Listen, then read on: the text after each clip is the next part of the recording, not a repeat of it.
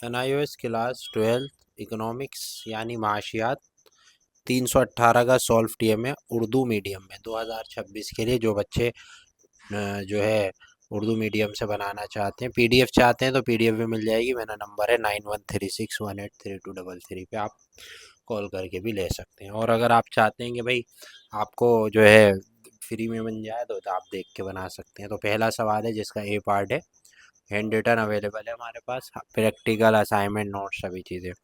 تو پہلا سوال ہے کہ ملک کے معاشی نمو میں نمایاں پیش رفت حاصل کرنے کے باوجود ہندوستان ابھی بھی ایک ترقی پذیر معیشت، کوئی 4 وجہ بیان کرے.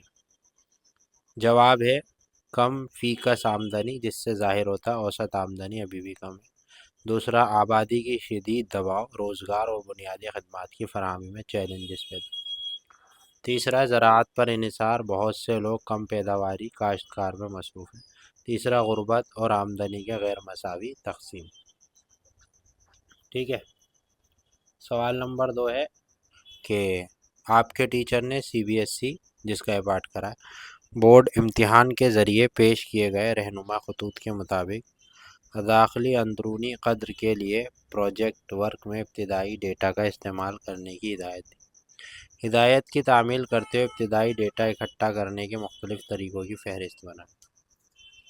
جواب ہے ابتدائی ڈیٹا اکٹھا کرنے کے طریقے. پہلا ہے براہ راست ذاتی انٹرویو یعنی تفتیش کا جواب دہ روبرو ملاقات کرنا اور براہ راست معلومات اکٹھا کرنا.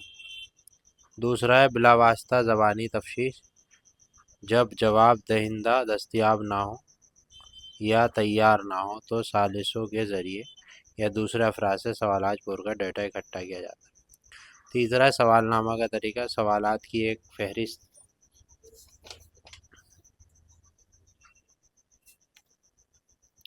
تیار کی جاتی ہے اور جواب دہندگان کو بذریعہ ڈاک بھیجی جاتی ہے، ذاتی طور پر دی جاتی ہے، جو وسیع پیمانے پر پوچھ گچھ کے لیے موزوں ہے. تیسرا سوال ہے جس کا یہ پارٹ کرا ہے کہ زرعی شعبے ہماری معیشت میں چھپی بے روزگاری کی حد کو بڑھانے کے لیے ذمہ دار ہے. بیان کی وضاحت کے ساتھ کریں. تو اس کا جواب ہے کہ زرعی شعبے میں اکثر بے روزگاری کا بھیس بدلا جاتا ہے، جہاں درپیش ضرورت سے زیادہ لوگ کھیتوں پر کام کرتے ہیں. اس کا مطلب یہ ہے کہ کچھ کارکن یا کوئی اضافی پیداوار نہیں دیتے. مثال کے طور پر ایک چھوٹے سے خاندانی فارم میں اگر کچھ افراد کام کرتے ہیں لیکن صرف 4 ہی زمین کو مؤثر کاشت کرنے کے لیے کافی ہے، تو اضافی 2 خصوصیت میں بے روزگار ہیں، حالانکہ وہ ملازم نظر آتے ہیں، جس سے معیشت میں چھپے ہوئے بے روزگاری میں اضافہ ہوتا ہے. اس کے بعد فورتھ کا بھی پارٹ ہے کہ معاشیات کے شعبے میں شماریات کے ایک بہت اہم کردار نبھاتی. زندگی کے ہر میدان میں شماریاتی اعداد و شمار کی ضرورت ہوتی ہے. مطالعے کی کوئی بھی میدان اس میدان کے بارے میں معاون مقداری معلومات کو بغیر پورا نہیں ہوتا. اس تصور کو ذہن میں رکھتے ہوئے شماریات کی ضروریات اور امکان اسکوپ کی وضاحت کریں. تیسرا اس کا چوتھے کا بھی ہے کہ اقتصادی نظریات کی تعمیر. شماریاتی ڈیٹا تصدیق میں مدد کرتے ہیں یا معاشی مشابہت کو غلط ثابت کریں. مثال کے طور پر زیادہ قیمتوں پر صارفین کی مانگ کم ہو جاتی ہے. اصل اعداد و شمار اس نظریے کی تصدیق کرتے ہیں. اقتصادی منصوبہ بندی. منصوبہ ساز ترقی پالیسیاں بنانے کے لیے اعداد و شمار کا استعمال. آبادی اور وسائل جیسے اعداد و شمار بھارت جیسے زیادہ آبادی والے ممالک کے لیے مؤثر پالیسیاں بنانے میں مدد کرتے ہیں. حکومتی پالیسیوں کا انداز. اعداد و شمار پالیسی پر رائے فراہم کرتے ہیں. نتائج جیسے ٹیکسوں سے حاصل ہونے والی آمدنی، عمل درآمد کی تاثیر کا جائزہ لینا. اقتصادی ڈھانچے کو سمجھنا. روزگار پر ڈیٹا، قومی آمدنی، پیداوار پر آمد، امداد اور وسائل معیشت کی ساخت اور وقت کے ساتھ تبدیلیوں کو ظاہر کرتا ہے.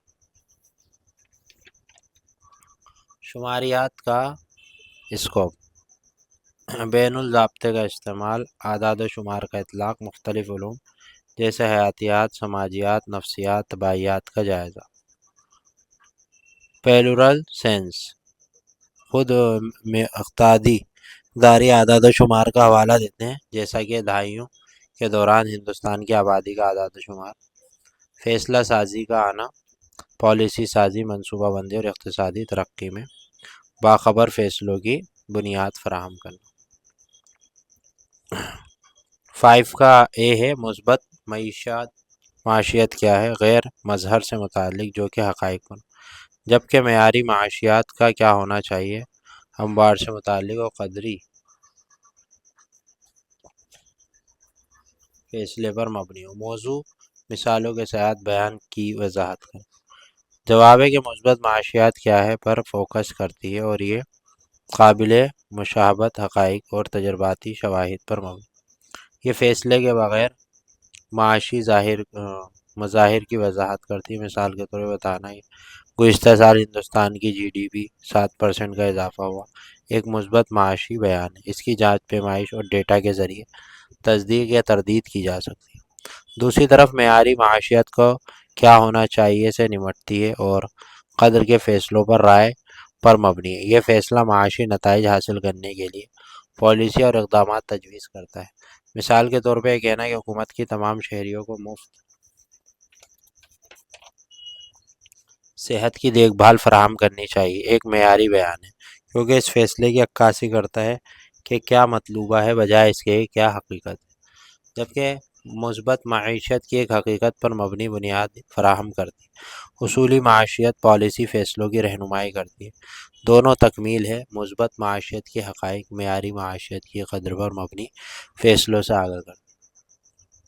چھٹا اس کا سوال ہے کہ حکومت کے ذریعے شروع کیے گئے مہاتما گاندھی قومی دیہی روزگار گارنٹی اسکیم یعنی منریگا پر ایک پروجیکٹ بنائے۔ تعارف، حالیہ برسوں میں روزگار معنی اور موجودہ صورتحال، مہاتما گاندھی دیہی روزگار گارنٹی اسکیم کی مختصر وضاحت۔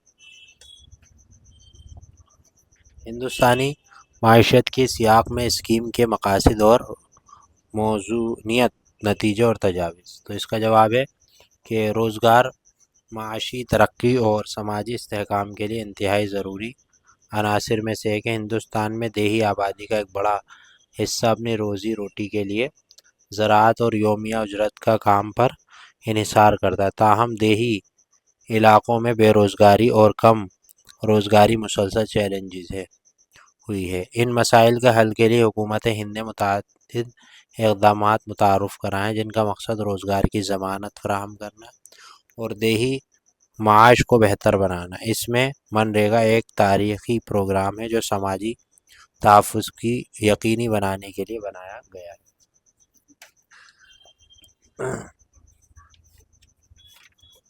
حالیہ برسوں میں روزگار کے معنی اور موجودہ صورتحال۔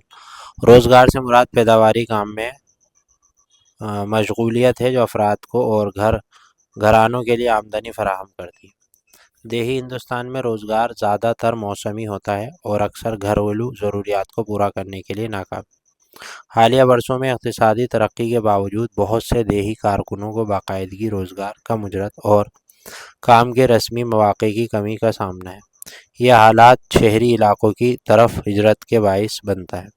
منریگا کی مختصر تفصیل۔ 2006 میں شروع ہوئی Mahatma Gandhi national rural employment guarantee scheme پر دیہی گھرانے کی مالی سال میں کم از کم 100 دن کی اجرت روزگار کی ضمانت دیتا ہے، جس کے بالغ ارکان غیر ہنرمند دستی کام کرنے کے لیے رضاکارانہ طور پر کام کرتے ہیں۔ اسکیم پائیدار دیہی اثاثے جیسے سڑکیں، نہریں، تالاب، جنگلات کے منصوبے اور پانی کے تحفظ ڈھانچے بنانے پر توجہ مرکوز کرتی ہے۔ منصوبہ بندی، عمل درآمد اور نگرانی کے لیے ذمہ دار گرام پنچایت جاتی ہے۔ ہندوستانی معیشت کے سیاق میں اسکیم کے مقاصد اور موضوع۔ دیہی گھرانوں کو روزگار ضمانت فراہم کرتے ہوئے اجرت کی ضمانت فراہم کرنا، دیہی غربت کو کم کرنا اور شہری علاقوں میں تکلیف دہ ہجرت کو روکنا ہے۔ پائیدار اثاثے بنانا جو دیہی انفرادی اسٹرکچر میں حصہ ڈالیں اور زراعت کو سپورٹ کریں۔ سماجی شمولیت کو فروغ دینا، خاص طور پر خواتین، درج فہرست ذاتوں اور درج فہرست قبائل۔ نتیجہ منریگا دیہی ہندوستان کی ایک تبدیلی کے پروگرام کے طور پر ابھرا ہے جو روزگار فراہم کرتا ہے، غربت میں کمی لاتا ہے اور پیداواری اثاثے بناتا ہے۔ تو ساتھیوں یہ تھا سولف ٹی اے میں اکنامکس کا اردو میڈیم میں 2026 میں جو بچے پیپر دیں گے ان کے لیے 318۔ اور اگر ویڈیو پسند آئے تو لائک شیئر سبسکرائب کریں، جڑے رہیں، شکریہ۔